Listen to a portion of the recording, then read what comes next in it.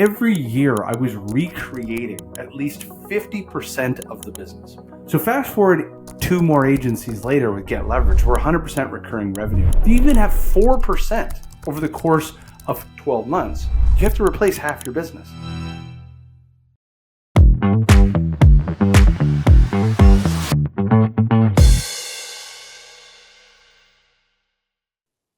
Welcome to Outsource to Profits. I have a fantastic guest. Karen, can you introduce yourself? Tell the audience a little bit about yourself. Hi, Jamie. Thanks. I'm Karen Humphrey Sallick, and I am the CEO of Contacts411. I have been in the CRM space since before the term CRM was actually created. I had the pleasure of creating my first customer database in 1989 for a company that actually doesn't exist anymore, Barney's New York. But I have been in this space for a really, really long time. And Contacts411 is the culmination of everything that I've learned and believe in, because we're very much focused on the foundation of accurate customer contact information so you can retain your customers, which is really my sort of soapbox for all of this, and it has been for 30 years. This is fantastic because as Get Levrg is a 100% recurring revenue model, but my other agencies weren't. I've learned the power. It is, that concept of the eighth wonder of the world is compound interest.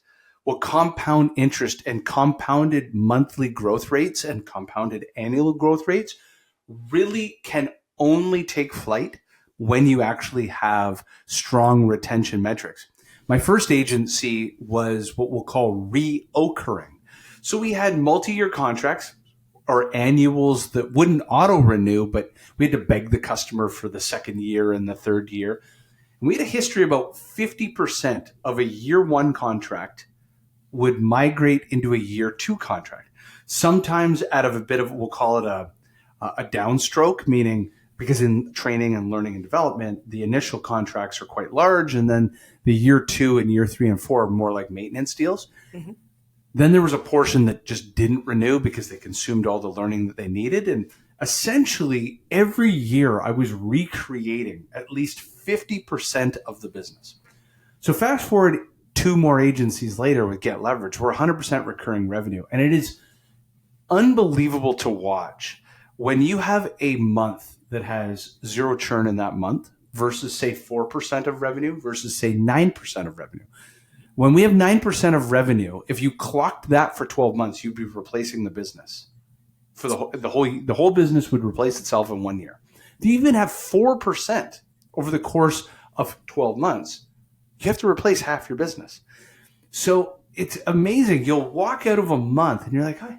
Like we retained 96% of our revenue and we signed a bunch of these net new customers.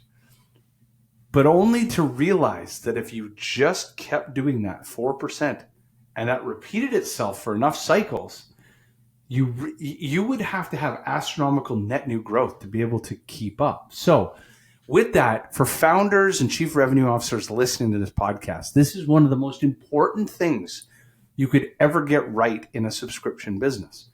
So maybe what we could do, Karen, is let's break this down in situation, challenge, and kind of resolution. Mm-hmm. What is the core situation, the reasons that churn happens? And I think everybody knows the challenge of what it does. So maybe kind of isolate for everybody, what are the core factors that are contributing to customer churn? Sure. So, the first and most obvious one is that they're done and they've gotten all the value out of your product and they don't continue to need it anymore. They consume it like learning. That was the problem with the training industry. And that actually is an interesting one and a unique challenge in its own, right? The second one that's more concerning to me is they weren't satisfied enough to renew, right? They didn't get enough value out. Those are really important. It's really important to understand that. But one of the major reasons is people move and change jobs. So that person that had that subscription and that was using your product may have left and gone to another company. And what you want to be able to do is to be able to hold on to the subscription in the company that they're at and actually get them to now use your product at the new company that they're in. And so having accurate and up-to-date contact data is critical to that, because also your product has to stay top of mind, especially with a subscription that people aren't using every day, right? If it's something that they use once a month or every other month in that subscription, you need to be constantly in contact with them. And if they leave or that data changes somehow, or they've got a different email now, you have to you've now lost them, and you can't continue to engage a customer that you can't reach. So to me, that is like, you have to think through, of these key reasons that you lost them, what are the ones that you can do something about? Customer service, better product, right? But reach is an easy get.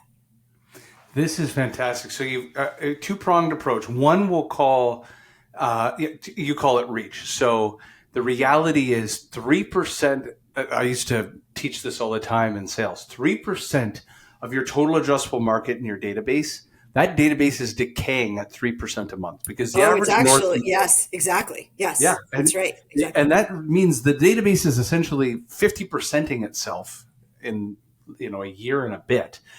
And it's because here in North America, the average executive is keeping their job for 2 years, give or take. So here's some fun facts, Jamie. Yeah. The average American moves 9 times after they turn 18. 9 career changes in there. 9 just moves, just home moves. So in terms of career, it's a little harder, but 80% of those are due to job change. That we know.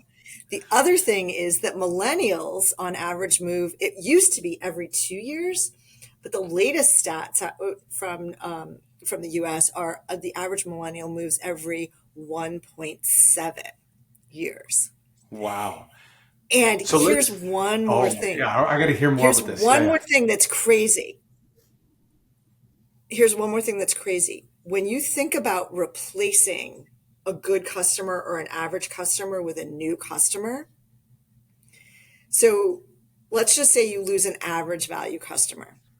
You're going to have to find 2 to 3 new customers on average to make up for that revenue. If you actually lose a top customer because they moved or changed jobs or they changed their email, because emails also erode at 27% a year. Wow. And you can't reach them anymore, so you're not engaging them. Depending on your business, it can take 10 to 17 new customers just to keep the revenue even from that one lost top customer. And that's from 30 you have years a customer concentration of CRM issue. Analysis and consulting. Yeah. This is interesting. Oh, sorry, go ahead. So let's come, because I was going to say, you lose a top tier customer, it's not like they're 3% of your revenue. Top tier customers for a lot of companies can sit in an uncomfortable yellow flag of 15, 20, 25% of revenue, and it just decimates the business. Right. Let's hold, because what I'd love to do in a second is we're going to dive into strategies. First, you called that category reach. The second category is something that a guy named John Barrows put in my head. And we were talking about, both in the sales training business. And we were talking about, my God, why aren't companies buying training as a service? And he came back to me, after being coached and mentored, and he's like, I understand it now. Recurring revenue means you have to have recurring value. And you talked about that in a sentence. You basically said sometimes companies will create subscription-based businesses, but the real value consumption is there's these 1 or 2 things that they do with you every month. And that's not enough consumables. And so what would you call that category of, if you want recurring revenue, you're going to need recurring value. And that value has to be displayed and engaged upon on a daily and weekly basis. Otherwise, people are going to forget about you. What would you call that category? So to me, that's all about engagement, right? And educational motivation, so that it creates sort of a top of mind, a why, and you make it easy. So if I understand, like I'll take our product as an example, we have to make sure our customer understands that they need to update their contacts every month at a minimum because so many are eroding, and that their sales are going to actually go down and their bounce rates will go up. And so we have to be sort of in contact and just giving them factual information about here's how much, you could be losing, or here's how much better you could do. And have you done this yet? And just easy reminders without bugging them. And then sort of add on value. Like, now that you have this, that tool or this new information from us, whatever your product is, here's how to make it drive more revenue. So making sure that you're always engaging with your customers on how they can make your tool, your product, drive more revenue for them. Because isn't that what we're all about here, is helping each other drive more revenue for our businesses and create more generational wealth for all these organizations? Yeah, and fantastic. If you came back to the easiest one to control reach, what are some tactics you'd recommend a founder, CEO, chief revenue officer listening on the call that they should be implementing right away? Yeah. So the number one thing is when you're doing acquisition, gathering, right? Because especially if you're a new business and you're starting to gather, or you're looking for new customers, it is absolutely critical that you get, for your targets, you want first name, last name. You have to have both. You have to have name, first name and last name. And then you want to have at least one piece of contact information, whether that's an email, a phone, or an address. But you need that to be able to continue to reach them. And the more contact information you have and that they give you or that you can get, the more likely you are to follow them when they go to their next job. The more likely they will help you figure out how they want to be engaged. Not everybody wants a text message. Some people would rather have email. What's really interesting that we're seeing right now is direct mail is having a resurgence that it hasn't seen in 2.5 decades in terms of value, because people don't get it anymore. So that combination of like a simple postcard with an email is actually upping close rates by upwards of 25 to 30%. So this idea of getting as much contact information, I see these things like, oh, sign up or get a 10% off, or you want some information, and all they're asking for on that web page is an email. That's a mistake, because when that email erodes, you have no chance of getting the updated email. But if you ask for first name and last name along with the email, then you have a chance of getting that new updated email over time. What are other tactics that you've implemented even in your own business that has reduced churn? So follow up email and calls from me, LinkedIn messaging combined, and then most importantly, you know how they often say the shoemaker's children have no shoes. I make sure actually that for targets that we've tried for our acquisition, I continue to update that. So that person might have been a really good target 6 months ago, means they're still a good target, but they might have changed jobs by now. Shoot. Yeah, and I think I just lost you. So that person might have changed jobs. Oh, yeah, so I that's want to right. make sure that I can continue to reach them. So I think, you buy all these acquisition names, keeping those up to date because you've already paid for them, keeping them up to date, and then making sure that you're doing that with your existing customers. That's just the easy stuff. Yeah, we have a teammate who's updating our CRM and basically pulling data out of LinkedIn Sales Navigator of all job change alerts against those named accounts that are existing customers.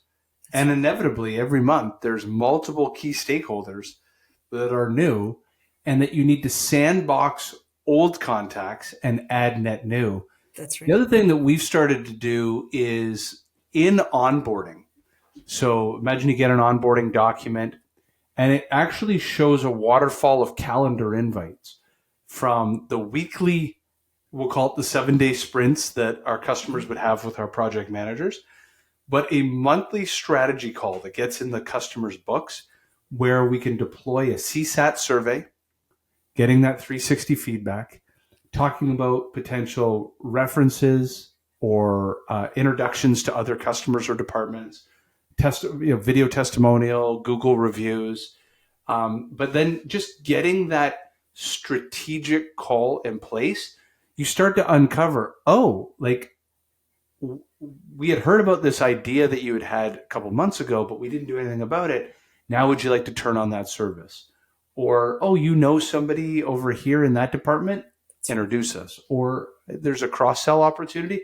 If when we don't have those and we're just living in the business with our customers on week in, week out with projects, we kind of miss the big picture. That's right. That's helped. Yeah. So, Jamie, that's such a good point, because really understanding their pain points, because no product is perfect, no service is perfect. I had a consulting business that actually still exists for 25 years before Contacts411, called the Priority Group. And if you don't actually really understand the pain point, even through the project and after the project, and sort of follow up on that, you can't expand and continue to serve that customer and continue to engage them. So yeah, you're right on the money with that. Those are very, very valuable things. And I think one of the hardest parts, at least, that I see, is that customers get so busy. So you have to make sure that whatever the frequency is of those calls, whether it's once a month or every other month, every single time they take away a piece of value that helps their business. 100%. Well, this has been fantastic. Karen, how do people get a hold of you? I'm on LinkedIn. I'm also Karen Sallick at Contacts411. So easy. Feel free to email me or message me on LinkedIn. I love talking about this. I'm also happy to just, offer any advice if somebody's got a question about it and they just want to chat. I'm happy to do that. This is fantastic. Thank you so much for being on Outsource to Profits. Well, thank you so much for including me. This was really fun, Jamie. Thank you.